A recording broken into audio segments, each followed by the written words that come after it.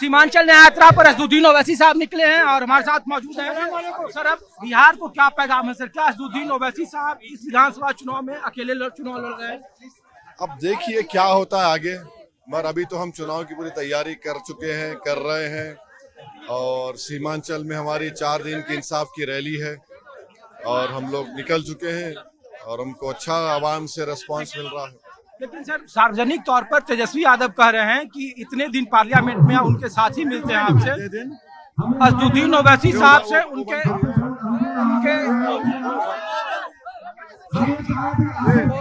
हम लोग देखिए कि एक तस्वीर भी मैं दिखा रहा हूँ। असदुद्दीन ओवैसी आधी रात में पूरे किशनगंज में न्याय यात्रा निकाल रहे हैं सीमांचल में, और न्याय यात्रा में सुबह से लेकर देर रात तक पसीना बहा रहे हैं और हमारे साथ मौजूद हैं। ज्यादा वक्त नहीं लूंगा ओवैसी साहब। तेजस्वी यादव ने सार्वजनिक तौर पर कहा कि ओवैसी साहब से हमारे सांसद के कई साथी मिलते रहे हैं। आज तक ओवैसी साहब ने चर्चा नहीं की कि बिहार में हमको मिल के साथ लड़ना चाहिए। उनके लीडर जो कुशवाहा साहब है उनसे पूछें वो क्या बकवास करते हैं। अरे तुम लीडर ऑपोजिशन हो, उसकी कुछ गरिमा रखो, इकबाल रखो।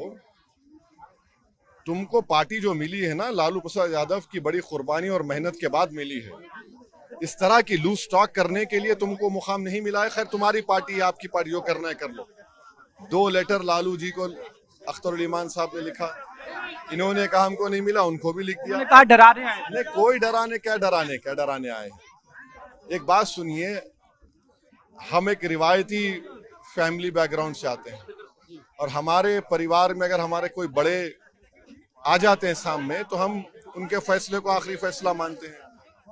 आपकी जिंदगी में आपके पिताजी जिंदा हैं, अल्लाह उनको और सेहत दे, लालू जी को जिंदा रखे। उनको खत लिखा हमने। आप इतने बड़े हो गए कि अपने बाप के सामने कह रहे हैं कि हमको लेटर नहीं आया, तो हमने कहा लिख दो भाई। उसके बावजूद भी आप कहते हैं कि नहीं मिला, तो कैसे आपको दिखाएं दुनिया को? इसीलिए अख्तर उल ईमान साहब ने सब बैंड बाजे से जाकर दिया उनको। अब उनको देखिए, हम कोई किसी को जोर जबरदस्ती नहीं कर रहे हैं। देखिए, ये एक बात है कि दुनिया को, बिहार को, सीमांचल को पता चल जाएगा कि बीजेपी को रोकने के लिए किसने कोशिश की और कौन बीजेपी को यहां पर मजबूत करना चाह रहा है। आपने नीतीश कुमार को 2 मरतबा मुख्यमंत्री बनाया, 2 मरतबा बीजेपी को सत्ता दी। आपकी जिम्मेदारी नहीं थी? हम चुनाव लड़ते तो उंगली उड़ी आती। लेकिन ओवैसी साहब, लोग कह रहे हैं कि क्या ओवैसी साहब सिर्फ सीमांचल में न्याय यात्रा करेंगे या चंपारण, तिरहुत, सब करेंगे, या शाहबाद, वहां भी क्या चुनाव सब करेंगे। हमारा ओढ़ना बिछोना हमारी पार्टी है, जीना मरना उसी में है, सब करेंगे। अभी ये सीमांचल है, अभी आज एक ही दिन में इतनी तकलीफ हो रही है, हम पूरा जाएंगे, फिक्र मत, जाएंगे।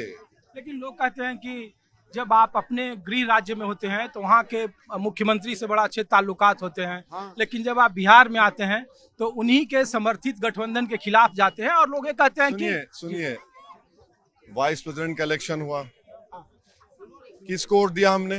हमारे मुख्यमंत्री ने हमसे बात की, किसको वोट दिया? बोलिए। जितने बिल आए पार्लियामेंट में 2004 से 2025 तक, रिकॉर्ड उठाकर देख लो किसने मुखालिफत में वोट दिया। और जब यूएपीए का कानून आया, राजद कांग्रेस ने किसको वोट दिया, वो भी देख लो आप। हमको उंगली उठाने से पहले अपने गिरेबान में झांक कर देख लो। सीमांचल के लिए कोई रोड मैप है? जैसे आप कहते हैं कि देखिए, अख्तर उल ईमान को अकेला छोड़ दिया उन्होंने। अख्तर उल ईमान ने 800 करोड़ के काम शुरू करवाए, बहुत से उसमें मुकम्मल भी हो गए। ये जो 4 भाग गए, इन्होंने क्या करवाया बताओ? जब तो ये डिप्टी सीएम थे, चंद महीनों के लिए डिप्टी सीएम थे, आपने कुछ सैंक्शन नहीं करवाया। आज भी जाकर देख लीजिए इस बहादुरगंज में टेरागाज की रोड को, एसडीएम का ऑफिस नहीं है। कौन जिम्मेदार है इसका? लेकिन आप ओवैसी साहब, सार्वजनिक तौर पर आप कह रहे थे कि कोचाधामन में रेलवे स्टेशन नहीं मिला, यहाँ सड़कें नहीं बनी। लेकिन सवाल है सर कि बिहार की राजनीति में सबसे ज्यादा लोग पूछ रहे हैं कि प्रशांत किशोर ने भ्रष्टाचार के बहुत सारे आरोप लगाए हैं। असदुद्दीन ओवैसी जब न्याय यात्रा कर रहे हैं तो क्या उन मुद्दों को वो उठा रहे हैं जो एनडीए के नेताओं पर मुद्दों को उठाएंगे ना? हम अपने मुद्दों को उठाएंगे, हम अपने तरीके से उठाएंगे, हम आजाद हैं। थैंक यू, शुक्रिया। असदुद्दीन ओवैसी हैं और सीमांचल की न्याय यात्रा को वो देख रहे हैं। कैमरामैन संजय के साथ ऋषिकेश कुमार, न्यूज़ 24, किशनगंज।